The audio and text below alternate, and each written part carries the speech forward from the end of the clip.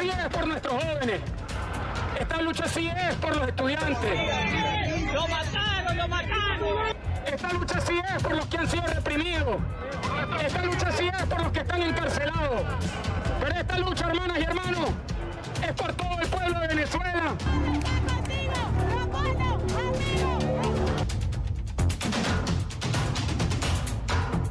El compañero Diosdado se dirige, él manejando su carro, está llevando a una cárcel fuera de Caracas a Leopoldo López. ¡Sí se puede! ¡Sí se puede! Es el momento es ahora.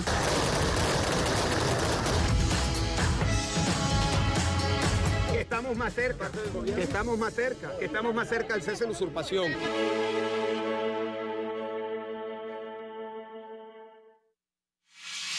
Me da mucho gusto darle la bienvenida a Leopoldo López. Leopoldo López, usted sabe perfectamente bien quién es, líder opositor venezolano que pues ha pasado por las de Caín, precisamente estando preso en Ramo Verde, luego en prisión de casa por cárcel, después en la Embajada Española, ahora está en Madrid y me acompaña esta noche.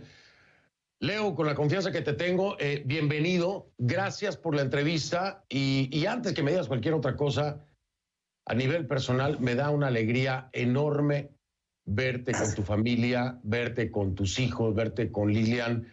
Es algo que tú y yo hablamos muchas veces y que finalmente se da, ahora los tienes ahí. ¿Cómo te sientes y cómo estás, Leo? Bienvenido.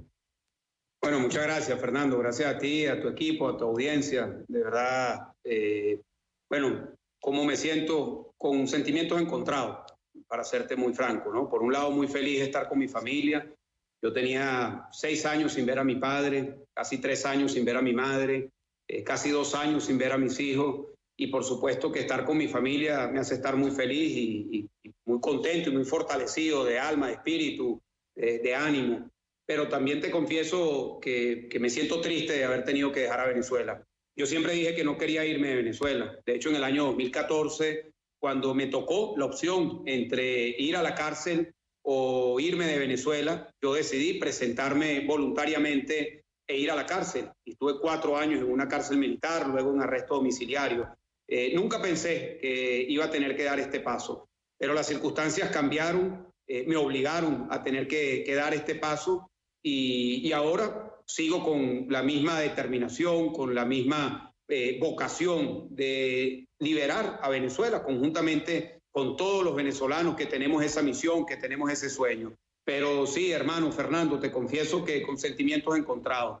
El último paso que di antes de cruzar la rayita, como se dice, agarré un puñado de tierra y me lo puse en el bolsillo. Y ese puñado de tierra lo tengo porque no quiero olvidarme nunca, ni un solo día, ni un solo minuto de nuestro compromiso para regresar a Venezuela. Como decíamos en estos días, hubo un líder venezolano muy importante, para mí el más importante del siglo XX, Rómulo Betancourt, el padre de la democracia, que también tuvo que ir al exilio, como muchos otros líderes en el siglo XX, y dijo una frase muy famosa, dijo, we will come back, vamos a regresar, y nosotros vamos a regresar a Venezuela. Y hablo de nosotros porque en este sentimiento estamos muchos, Fernando, muchos que hemos tenido que abandonar a nuestro país para poder regresar en una Venezuela libre y para contribuir, por supuesto, en la liberación de Venezuela. El éxodo es impresionante, el éxodo de venezolanos a nivel mundial. Leo, yo creo que tengo, no sé, más de 10 horas o cerca de 10 horas de charlas contigo que tuvimos en enero, por ahí diciembre de 2017, enero de 2018, un registro de video de muchas cosas que hablamos tú y yo, que ahí están guardadas, como te lo prometí, que se harán públicas en el momento que tú lo consideres, pero quiero retomar parte de esas pláticas que tuvimos tú y yo en privado, porque yo más de una vez te decía, Leo, estás perdiendo la vida de tus hijos, estás perdiendo el desarrollo de tus hijos. Leopoldo, estando encerrado no haces mucho más de lo que puedes hacer fuera. Y siempre tu respuesta es cierto. Siempre tu respuesta fue, no me voy a ir de Venezuela. No me quiero ir de Venezuela. No me voy a ir de Venezuela. Prefiero estar preso, como me lo dijiste. Pero ¿qué cambió, Leo? ¿Qué cambió de eso que hablábamos en 2018? ¿Cuál fue el parteaguas por el que ahora sí sales? Mira, el parteaguas, por un lado, es que las circunstancias en Venezuela se han recrudecido mucho. La represión a todo nuestro entorno, a todo el que hace política, a todo el que sueña y trabaja por un cambio político, ha recrudecido mucho. El nivel de represión que hoy hay en Venezuela no tiene comparación con ningún episodio que nosotros hayamos vivido y es mucho más cruel de episodios de dictaduras también crueles del siglo XX de América Latina, como la chilena, como la argentina. Hoy, lamentablemente, esa persecución está afectando mucho la capacidad de operar dentro de Venezuela.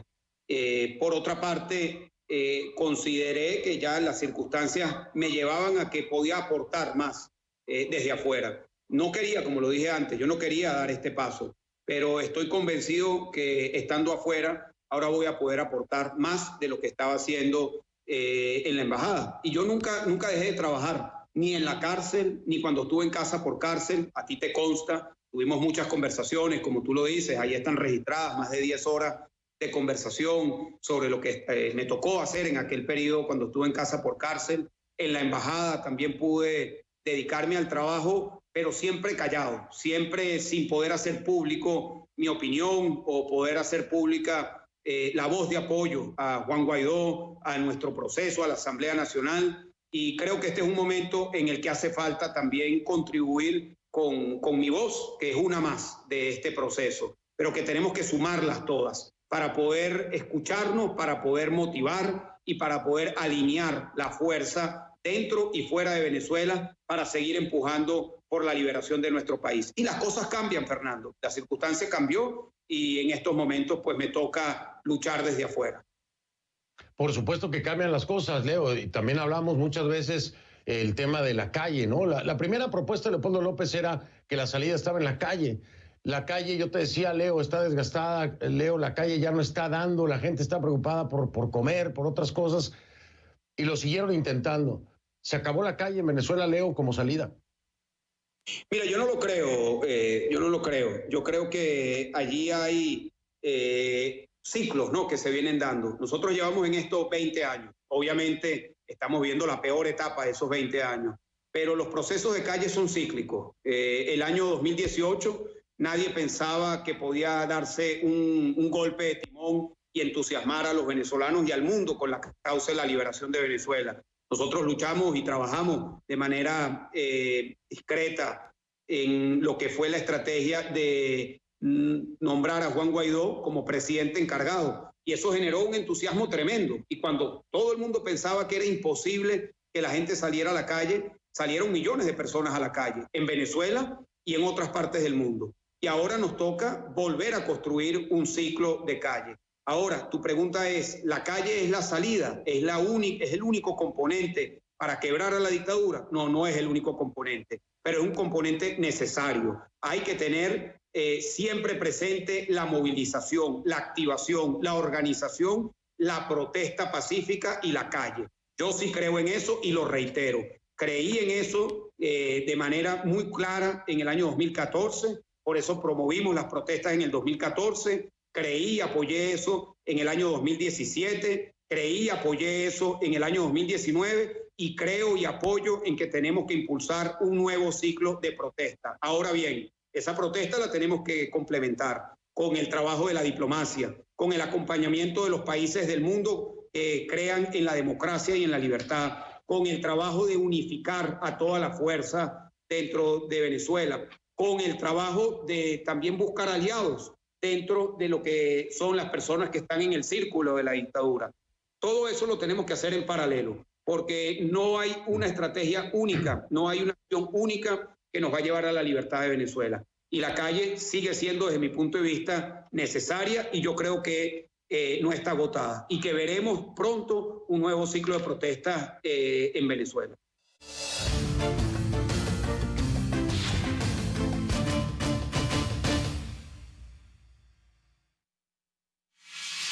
Déjame ir por partes en todo este planteamiento que es sumamente interesante, pero también es muy complejo. Entender que aquí son muchos los factores. El primero que van a tener que enfrentar y que el tiempo se agota es precisamente el tema de Juan Guaidó. Juan Guaidó, cuando el 5 de enero se supone termina el mandato de la Asamblea Nacional de Venezuela que preside Guaidó, les guste o no, van a ir a unas elecciones en las peores condiciones que pueda haber, sin ninguna garantía, pero las elecciones se van a llevar a cabo. ¿Qué va a pasar con Juan Guaidó? ¿Qué es lo que van a hacer ustedes? ¿Cómo va a poder seguir siendo o no un presidente encargado? ¿Cuál es la siguiente jugada? Porque la del régimen es que vienen las elecciones. Y hagan lo que hagan, las van a llevar a cabo, Leo, y lo hemos visto muchas veces. ¿Qué va a pasar? Y lo tienen en mente, ya tienen una estrategia. ¿Qué va a pasar con Juan? Sí, bueno, a ver, son varios hitos que tenemos en el camino en las próximas semanas, en los próximos meses. El primero de ellos es el 6 de diciembre, en donde la dictadura plantea un nuevo fraude. Y el resultado de ese fraude pues va a ser no solo el mismo, sino peor de el que ya ocurrió en mayo del año 2018, cuando Maduro, en una elección fraudulenta, se eligió presidente. Y tuvo como consecuencia que los países del mundo, los países democráticos, libres del mundo, no lo reconocieron. Y ese desconocimiento a Maduro en mayo del año 2018 es lo que permitió el reconocimiento a Guaidó en enero del año 19. Eso mismo va a ocurrir con la elección fraudulenta del 6 de diciembre. Nadie la va a reconocer. No la va a reconocer los países del continente americano, no la van a reconocer los países europeos, no la van a reconocer los bloques como la Unión Europea o la Organización de Estados Americanos. Es decir, Maduro se está enfrentando a un nuevo desconocimiento de un proceso que él llama electoral, pero que nosotros y el mundo sabe que es fraudulento. En consecuencia, eso va a dejar un vacío. Es decir, no va a haber una sustitución legítima de la Asamblea que fue electa en el año 2015 con más de 14 millones de votos, en la que nosotros ganamos 2/3 de los miembros de esa Asamblea Nacional. En consecuencia, tiene que continuar el mandato de la Asamblea Nacional. Y esa es la propuesta que nosotros hemos venido construyendo a lo interno, y esa es la propuesta que le estamos presentando a nuestros aliados democráticos en el mundo. Es decir, que continúe la Asamblea Nacional hasta que se dé una elección legítima que la pueda sustituir. Y por ende esto quisiera decir entonces que continúe Juan Guaidó como presidente encargado, reconocido así por más de 50 países. Sí, correcto. Y en esto yo quiero ser muy claro, Fernando. Juan Guaidó tiene él muy claro cuál es su posición en todo este proceso. Juan tiene claro que como presidente encargado su responsabilidad es promover una elección presidencial en Venezuela, y así lo establece la Constitución.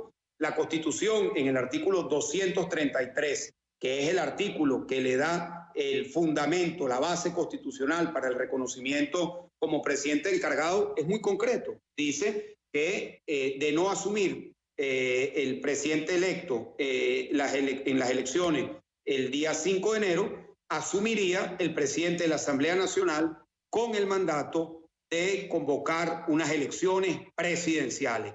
Y ese es el mandato de Juan Guaidó. Hasta que no se convoquen y se materialicen unas elecciones presidenciales, Juan Guaidó debe continuar siendo el presidente encargado. Con esa misión, no con otra. Es decir, Juan Guaidó no maneja los hospitales, no maneja la policía, no maneja el sector militar, no maneja PDVSA. Lo que sí tiene es un mandato para hacer lo que corresponda para que en Venezuela tengamos unas elecciones presidenciales libres, justas y verificables.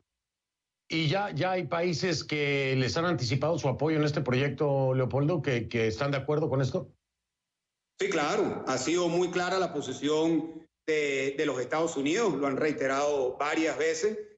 Los países del Grupo de Lima también han planteado el compromiso con que se dé esta continuidad institucional. Es uno de los temas que tuve la oportunidad de conversar con Pedro Sánchez, presidente de gobierno acá en España, y el planteamiento nuestro es muy claro, es el mandato constitucional y es lo que corresponde para poder dar la lucha. Cuando hablamos del tema de las elecciones, Leopoldo, pareciera una fantasía, porque finalmente el régimen ha hecho lo que se le ha dado la gana en este sentido, a pesar del desconocimiento de muchos países a nivel mundial, porque tienen el apoyo de otros, y lo sabes bien, lo hemos platicado. Tienes el apoyo de Rusia, de Turquía, de otros países que no son parte de este bloque democrático a nivel mundial.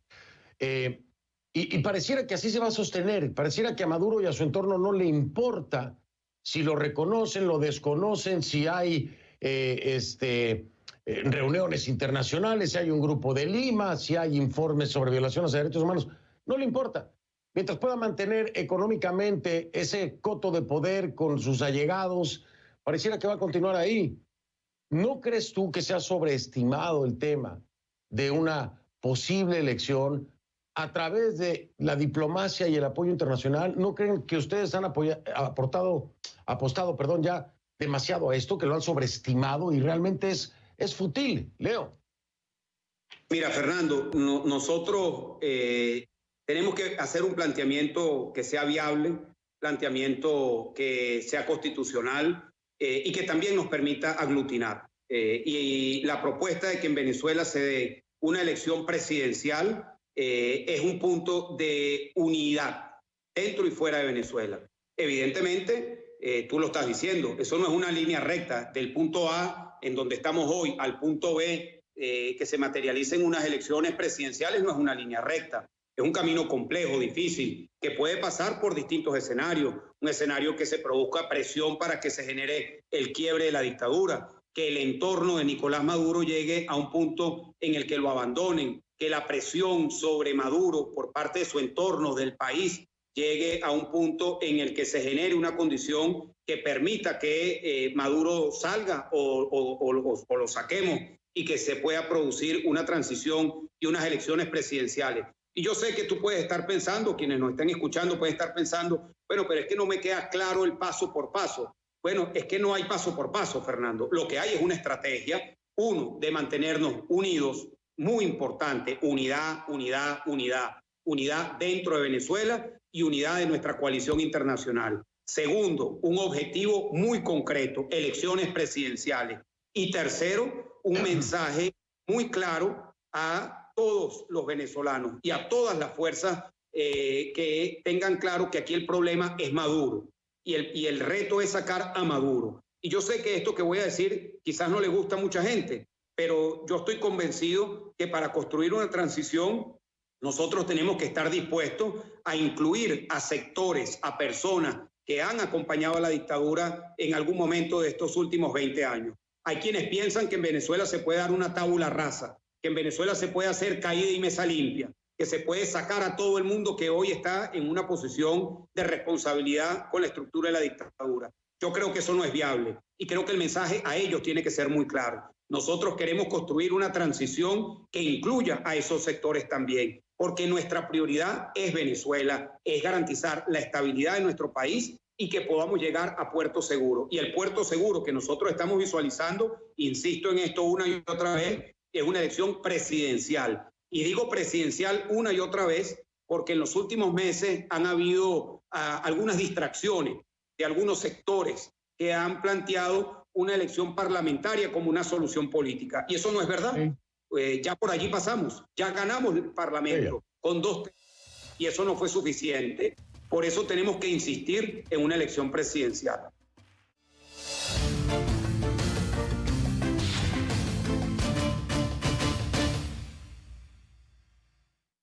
¿Qué pasó el 30 de abril? ¿Qué pasó con Padrino? ¿Qué pasó con Christopher Figuera? ¿Por qué siguieron confiando en Figuera? ¿Qué pasó con Michael Moreno? ¿Quiénes fueron los que se echaron para atrás en el último momento? Finalmente, acláranos esto. ¿Qué pasó? Porque ahí es que parecía que se estaba moviendo el entorno a este movimiento al que convocaba Voluntad Popular, Juan Guaidó, etc. Pero no, a final de cuentas no, los dejaron colgados, Leopoldo. ¿Qué pasó el 30? Sí, importante la pregunta y la oportunidad que me da para aclarar esto, porque mucha gente ha hablado del 30 de abril sin saber realmente qué fue lo que pasó. Muchos analistas, mucha gente que se atribuía conocimiento de los detalles de cómo fue ese movimiento y realmente no tenían información. Yo quiero comenzar por decirte qué es lo que teníamos planificado, qué fue lo que se planteó para ese día. La propuesta era que en el medio de ese momento, de esas semanas en donde había una gran efervescencia, había una gran movilización, que se pudiese dar una movilización de los ciudadanos, pero que fuese acompañada por sectores militares y policiales. Y en función de eso nos pusimos a trabajar. Pero no era esa la única herramienta, la única variable. En paralelo, se venía trabajando en una sentencia que iba a aprobar el Tribunal Supremo de Justicia. Michael Moreno, presidente del Tribunal Supremo de Justicia, venía trabajando con nosotros directamente y a través de enviados en una sentencia que, 1, desmantelaba la Asamblea Nacional Constituyente, 2, desconocía la elección presidencial de mayo del año 2018 y 3, convocaba a unas elecciones presidenciales. Esa sentencia existe, esa sentencia se redactó y Michael Moreno se había comprometido a que esa sentencia se iba a publicar el mismo 30 de abril a las 10:11 de la mañana. Allí tú me preguntas, ¿qué pasó? Lo que ocurrió es que Michael Moreno no cumplió. Es que el elemento de la sentencia del Tribunal Supremo que iba a acompañar la manifestación popular con un acompañamiento militar y policial no ocurrió. Y evidentemente, pues, la propuesta que nosotros estábamos haciendo, pues no pudo materializar el objetivo que estábamos buscando, que era tener no solamente una manifestación popular, sino una crisis militar, policial, institucional, que culminara con un nivel máximo de presión y que le tocaran la puerta a Nicolás Maduro para que ya definitivamente abandonara el poder. En esto estaban involucrados las personas más altas de la estructura de poder de la dictadura. Como te dije, lamentablemente no se dio ese paso fundamental que era la aprobación de la sentencia. Las razones no las sé. Yo creo que en el fondo no tenían los votos o no habían terminado de amarrar a nivel del Tribunal Supremo lo que era necesario para que esa sentencia pudiese ser aprobada. Pero sí te digo algo, esa madrugada se dieron allí cita mucha gente, con mucho entusiasmo. Yo vi esa madrugada a muchos militares que me dijeron, por primera vez en muchos años, me pongo el uniforme con honor, me pongo el uniforme con sentimiento, patriota, de saber que estoy haciendo lo correcto por Venezuela. Y allí nos acompañaron militares, policías y distintos sectores que dieron una manifestación muy valiente de compromiso por Venezuela. Y te digo algo, Fernando, nosotros eso lo planificamos, lo hicimos con la mayor disposición, con la mayor entrega y como siempre, asumiendo riesgos. Y aquí es imposible avanzar si no asumimos riesgos. Y sí, se asumió un riesgo, lamentablemente no se dio el resultado que nosotros queríamos, pero seguimos y tenemos que seguir. Y yo sí tengo una autocrítica, si se quiere, de cómo nosotros como sector democrático apreciamos ese momento. En lugar de haberlo apreciado como un momento que por primera vez en 18 años se dio una manifestación clara, abierta, de un apoyo militar y policial a favor de la democracia, muchos sectores se quedaron simplemente en la crítica, en la distribución de las culpas, en la guerra de las culpas, y no se pudo abonar para que ese movimiento pudiese tomar más tracción. Pero yo creo que es una manifestación de la voluntad que hay de militares, de policías, de jueces y de fiscales de contribuir con la salida del dictador. La pieza clave en todo esto entonces habría sido Michael Moreno, pero hubo comunicación con, me dices, con la cúpula, con gente de alto nivel. ¿Quiénes eran? Padrino, por ejemplo, ¿tuvieron comunicación con Padrino en ese sentido? Padrino estaba dispuesto, porque aquí había una especie de rumor, como tú lo decías, muchos analistas que se atribuían conocimiento del tema y que después me di cuenta que no tenían ni idea, pero hablaban de que incluso Padrino habría proyectado el poder estar en el poder, por decirlo así, valga la redundancia, en el poder, en una transición en lo que se deshacían de Maduro. ¿Esto es cierto, Leopoldo? Mira, sí hubo contacto con Padrino, él estaba perfectamente al tanto de lo que estaba planteado, él y otras personas. Mira, Fernando, durante un mes, desde principios de abril hasta el 30 de abril, sectores militares establecieron contacto conmigo y me dijeron que querían hablar. Y yo les dije, bueno, si ustedes son quienes son, vengan a hablar a mi casa. Yo estaba en arresto domiciliario, mi casa estaba rodeada del SEBIN, habían grupos comandos, por lo menos habían 20 funcionarios del SEBIN rodeando mi casa, y en esa circunstancia fue mucha gente a hablar conmigo. Fueron directores de policías a hablar conmigo, fueron comandantes del ejército, fueron comandantes y coroneles de la Guardia, fueron, por supuesto, los representantes de la estructura del SEBIN, y conversamos sobre la situación que se estaba viviendo en Venezuela y sobre lo que podríamos hacer. Allí se llegó a la conclusión que la propuesta era unificar al pueblo, a la Fuerza Armada, a los sectores policiales en una manifestación popular, que, como te dije, iba a venir acompañado de una sentencia del Tribunal Supremo que lamentablemente nunca llegó. Pero esa fue la propuesta. Padrino estaba enterado, pero ¿estaba de acuerdo, Leopoldo? No, bueno, él no fue uno de los que vino a mi casa, te mentiría si eso te lo dijera, pero la información de quienes se reunieron con él, por supuesto que sí, y allí había la disposición de todos de seguir adelante. Y hay gente que dice, bueno, es que se adelantaron, ¿no? ¿Nos adelantamos a qué? Si al final del día eran los militares los que estaban decidiendo cuándo iba a ser el momento en el que se tenía que dar ese paso. Y había un acuerdo, incluso, Fernando, hubo un documento, que yo lo tengo, de 15 puntos de cómo iba a ser la transición, de cómo se planteaba la transición en términos de la conformación de un Consejo de Estado, de la convocatoria a unas elecciones, de la prioridad de un plan de emergencia para atender las prioridades del país en términos humanitarios, en términos de alimentación y en términos de ingresos a los venezolanos. Todo eso estaba en una propuesta de 15 puntos que nosotros elaboramos conjuntamente con las personas que estaban participando en esto. Por supuesto, sobre estos 15 puntos estaba enterado Padrino, estaba enterado Michael Moreno y estaban enterados todos los que participaron en este proceso. Consejo de Estado. ¿Por quién estaba integrado ese Consejo de Estado en el planteamiento del documento que me hablas? En ese documento el planteamiento era que lo iba a presidir Juan Guaidó y se iba a tener una participación de distintos sectores, incluyendo, por supuesto, la Asamblea Nacional. Un Consejo de Estado que iba a tener una duración de 9 a 12 meses mientras se organizaba una elección presidencial. Es decir, el objetivo era y sigue siendo la convocatoria a una elección presidencial libre, justa y verificable. Qué interesante todo esto. Es, bueno, no sé si estoy equivocado, tú me corriges, pero esta es la primera radiografía que se hace del 30 de abril de viva voz por parte de Leopoldo López, ¿no? Esta es la primera vez que lo haces, ¿no? Sí, es primera vez, Fernando, a pesar de todas las injurias, de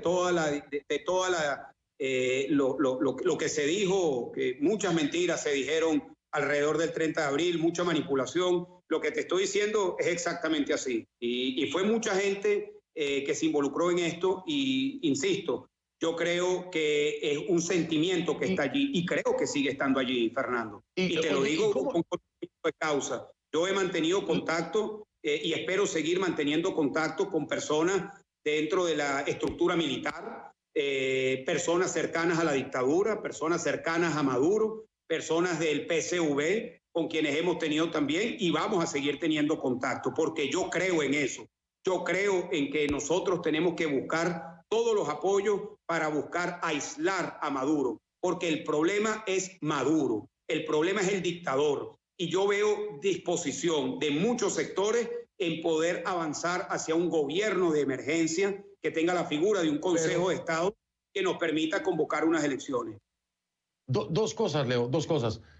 A ver, ¿cómo entender que Padrino, que Michael Moreno, que son dos piezas claves fundamentales en lo del 30 de abril y de todo lo que nos has dicho, cómo entender que sigan ahí?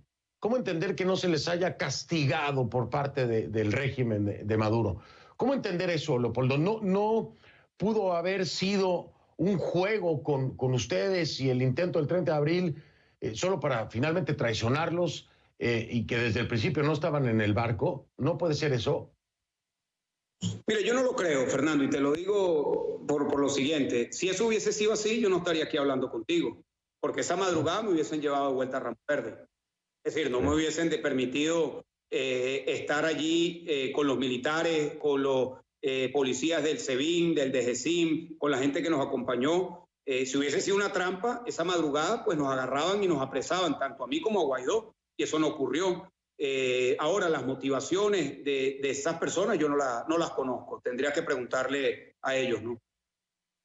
Ya, ahora, en la siguiente parte es, dices, el problema es Maduro, pero yo te diría, ¿y qué pasa con Tarek El Aizami, con Diosdado Cabello, con el propio Padrino, con Michael Moreno, con Tarek William Saab?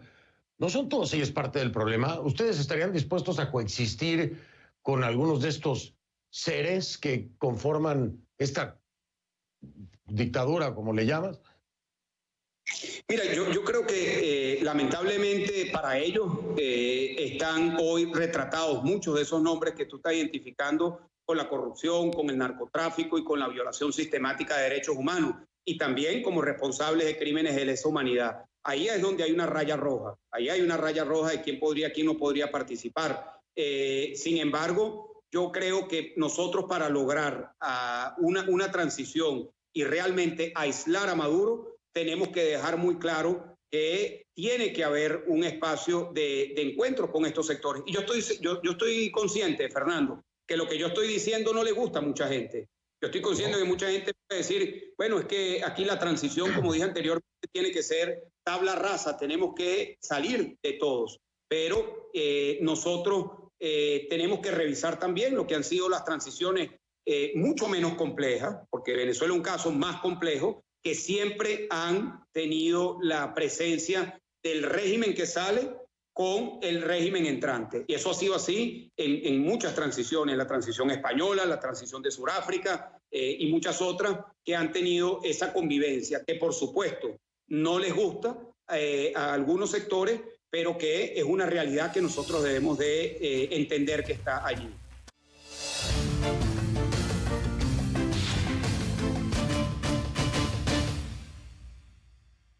Preguntarte, hay una cantidad enorme de venezolanos que necesariamente descartan a Biden como una persona que vaya a poder ayudar en la causa venezolana. Ven a Donald Trump como un gran superhéroe que a final de cuentas no les ha podido dar ni un TPS a los venezolanos que se encuentran en este país sufriendo, padeciendo, sin documentos, sin poder trabajar legalmente.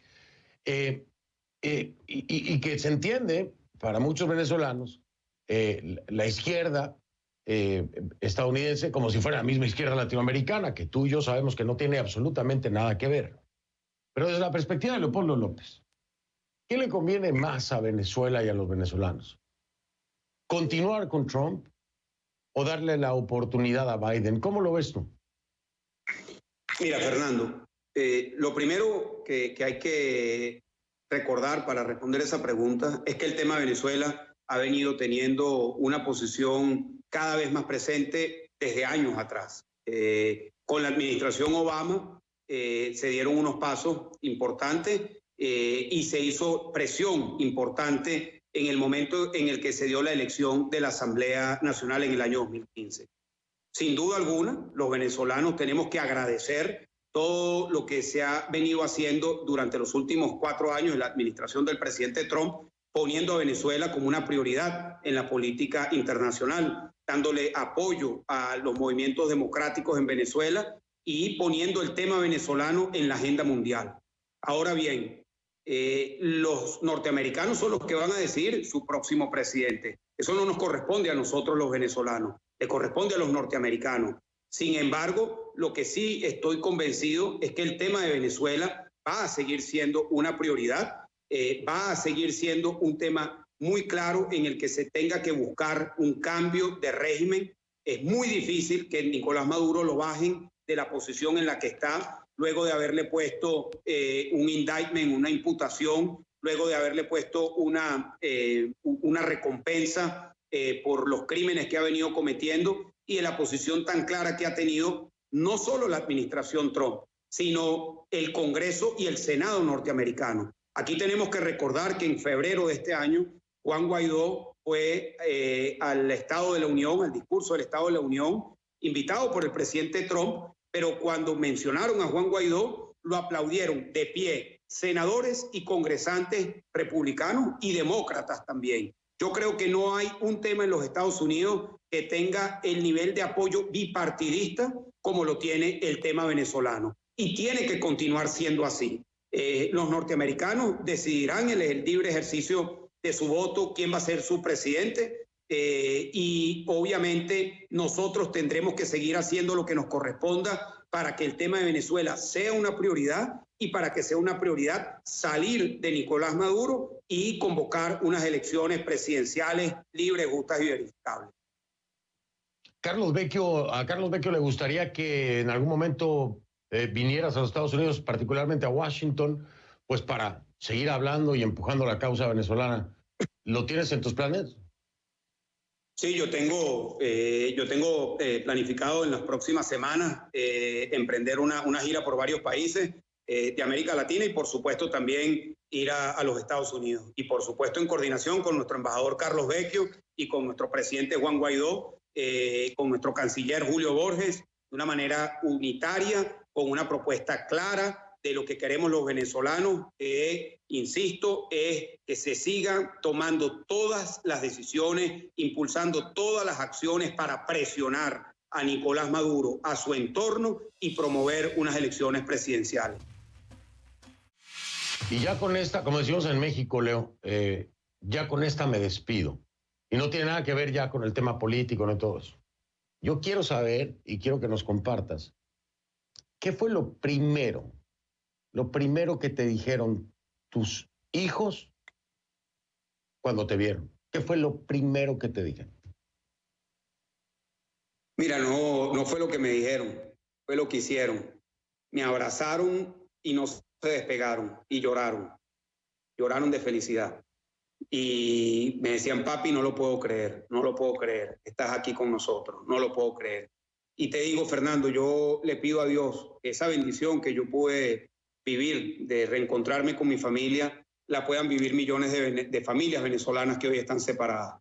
Porque sí, yo sufrí la cárcel, la casa por cárcel, la separación de la familia. Como te dije, tenía 6 años sin ver a mi padre, casi 3 sin ver a mi madre, casi 2 sin ver a mis hijos. Pero esa realidad la viven millones de venezolanos. Y yo le pido a Dios, pero no solo le pido a Dios, sino me entrego en cuerpo, alma y corazón a la lucha para que ese abrazo en familia lo puedan tener todas las familias que hoy están separadas. Que sé que hay muchas, y muchas quizás están escuchando este programa en Chile, en Argentina, en Ecuador, en Colombia, en los Estados Unidos, y que tienen a sus familias en Venezuela y que viven lo que yo he vivido durante muchos años, que es la familia separada. Yo no le deseo eso a ninguna familia.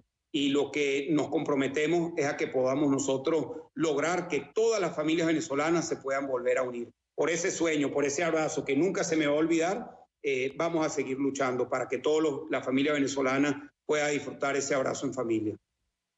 Que así sea, qué sentidas palabras y qué triste realidad para muchos, como lo dices, efectivamente. Leo, yo puedo hablar contigo horas. Bueno, ahí tenemos guardadas como 10 horas de charlas tú y yo, pero esto es televisión. Y yo me tengo que despedir, pero desde aquí quiero que reciban un abrazo, tú y toda tu familia, tu madre, tu padre, tus hijos, Lilian. Ustedes saben el cariño que a nivel personal les tengo, que te tengo a ti, hermano, y agradecerte. Le voy a decir algo a todos ustedes en casa. Leo me dijo, cuando yo salga y pueda hablar, me voy a sentar primero contigo. Y aquí está. Y aquí está, sí. Aquí está. A mí no se me olvida nada, mi querido Leo. Gracias, Fernando. Mira, y recuerda que tuvimos un episodio también, creo que fue en el año 2014, a finales del 2014, en que tú me llamaste, yo estaba en un teléfono público en la cárcel y arrancaron el teléfono de la pared. Tenemos un trayecto recorrido, hermano Fernando, un trayecto recorrido. Te mando un abrazo lleno de reconocimiento, de admiración por tu trabajo, a ti y a tu equipo, hermano, que sé que detrás de las cámaras hay mucho talento, mucha gente que trabaja para poder llevar las noticias, para poder llevar la información. Y te digo algo, hermano mío, uno no sabe lo que es la libertad de expresión hasta que no se tiene. Yo le doy la bienvenida a la libertad de expresión, y a la libertad de expresión cuando es crítica, cuando nos hace reflexionar y nos hace estar pegados contra la pared, contra el público, en el buen sentido de la palabra. Eso es democracia, hermano. No se sabe lo que se tiene hasta que no se tiene. Y yo le digo a los países que hoy no tienen libertad de expresión, que la cuiden, que tienen libertad de expresión, que la cuiden, porque es muy importante. No es un tema de los periodistas ni de los medios. Mientras más medios, mientras más periodistas, mientras más noticias, mejor y más democrática es una sociedad. Así que yo te felicito porque sé que tú has estado siempre del lado correcto de la historia, del lado de la libertad, de la democracia, y vamos para adelante, hermano mío. No es fácil, pero nadie dijo que lo iba a hacer. Y lo que sí te digo es que estamos entregados a esta lucha y no vamos a descansar nunca hasta ver una Venezuela libre. Yo lo sé, me consta, Leo, me consta. Te mando un fuerte abrazo, Leo. Descansa, estamos en contacto como siempre, así que ya charlaremos en otra ocasión con nuestra gente. Gracias, Leo. Gracias, hermano. Un abrazo. Igual.